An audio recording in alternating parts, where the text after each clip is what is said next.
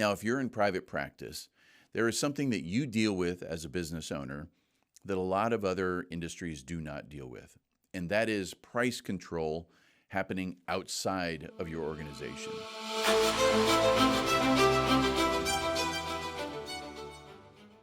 Hello, and welcome to another episode of the Physician Growth Accelerator, a show where we break down your practice systems into vitals, give you the tools to diagnose root cause of what may be restricting your growth, and prescribe what to do about it. I'm your host, Zed Williamson, and I believe that every system is perfectly designed to get the result it gets.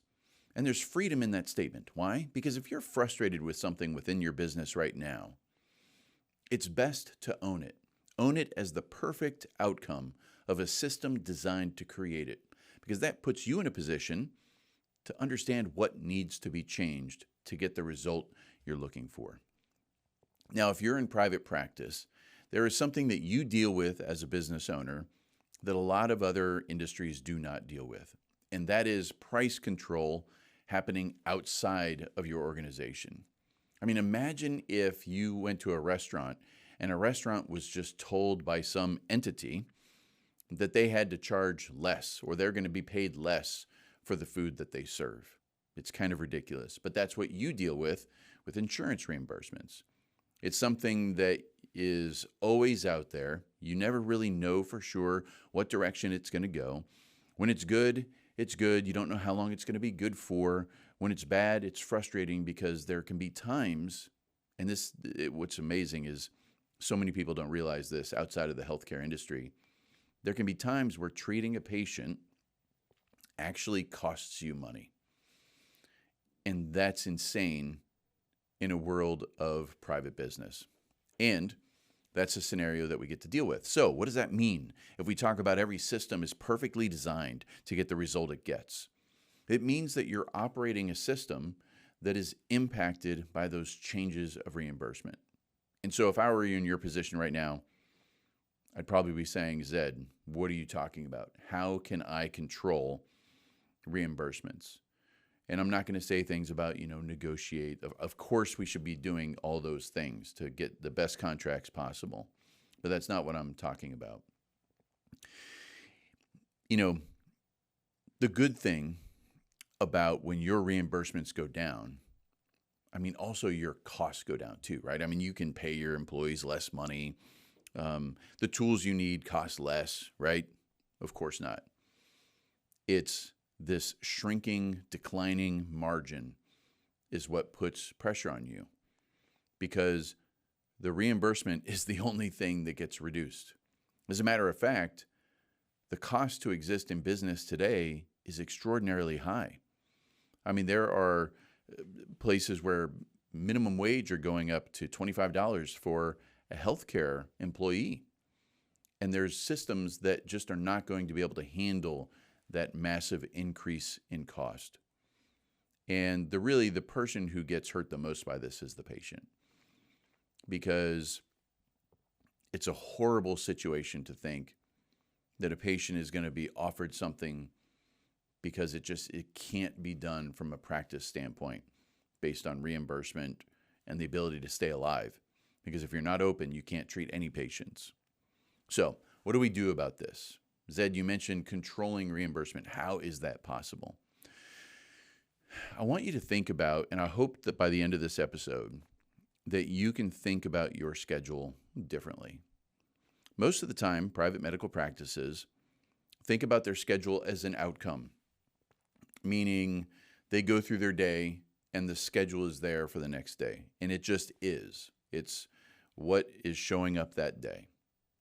But I want you to think about something. How many patients have told you that if they had only known, they would have come in sooner? I want you to think back to the last person who told you that. Chances are it was not very long ago. There's a reason for that. So as humans, our brains are really awesome at keeping us alive today, meaning it is immediately focused on the current. It doesn't think too much about tomorrow. So when there's patients suffering and dealing with things, they have a lot of bias and heuristics that keep them from coming to the office, keep them from reaching out to healthcare. And it takes a lot of energy for them to make the decision on their own. Okay, I'm going to go do something about this. Usually it's a point where the level of pain and suffering is really significant. And that's the kicker, right? You probably noticed that. You're probably nodding your head right now. Yeah, I see that. Patients should come in sooner, but they don't. What if you could take control of that?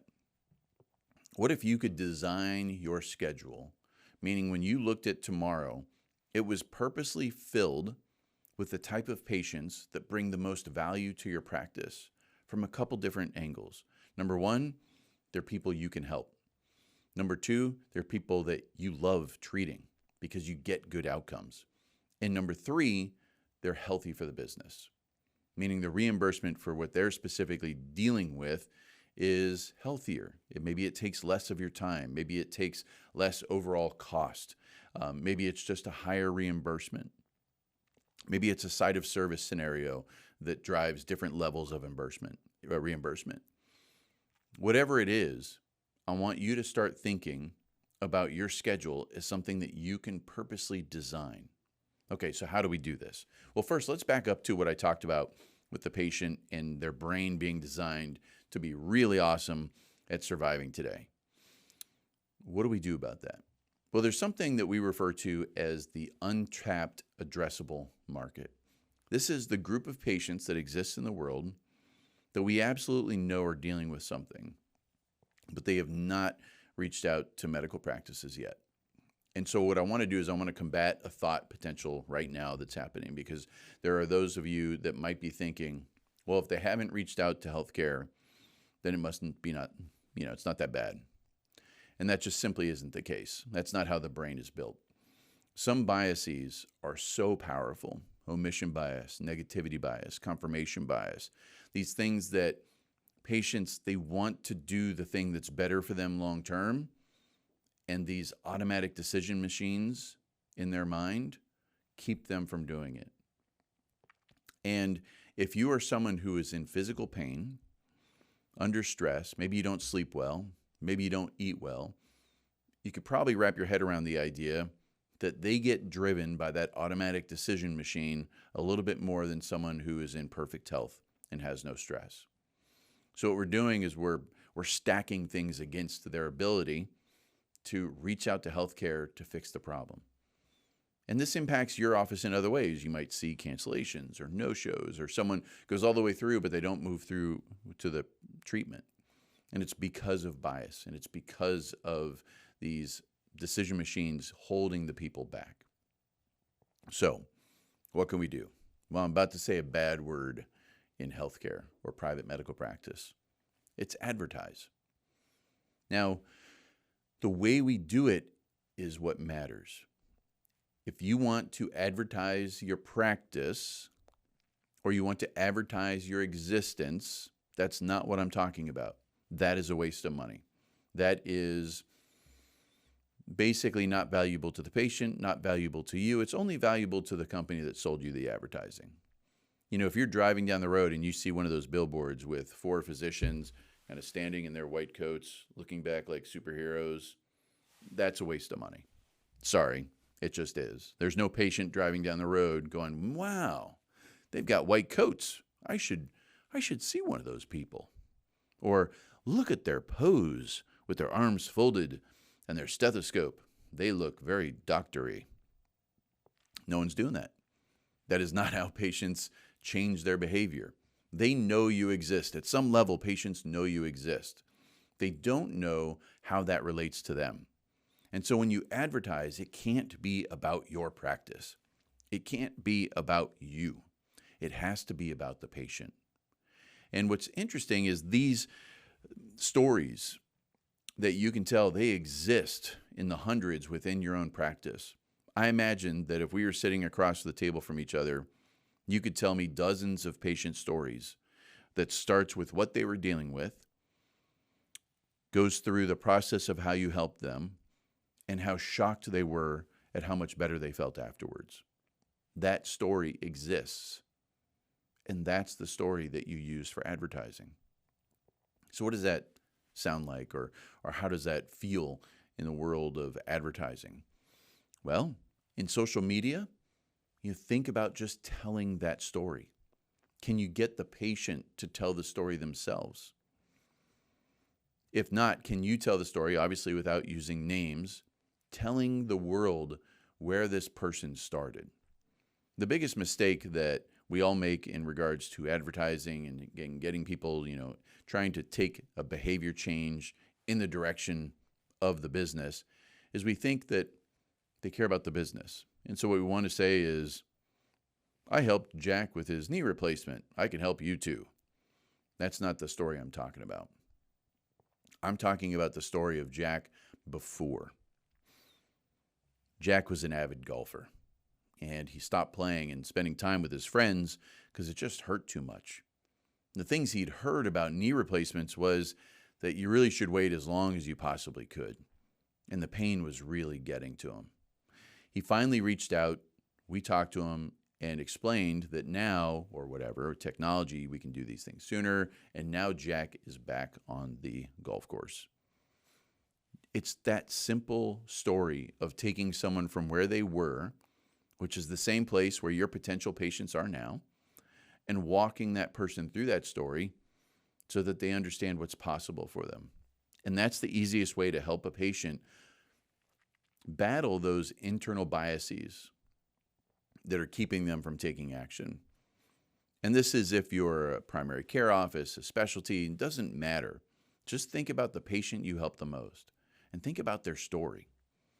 And this can work across all advertising. There's no such thing as advertising that doesn't work.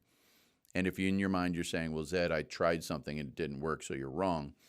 Chances are you tried something, it did what it was supposed to do, but it was set up to fail from the beginning from the standpoint of you seeing a return on investment. What do I mean by that? If you put an ad in a magazine and it just showed that same standing picture of physicians folding their arms, it's not going to work. What you'll hear from people is, oh, I saw your ad in the magazine. Okay, great. That's it.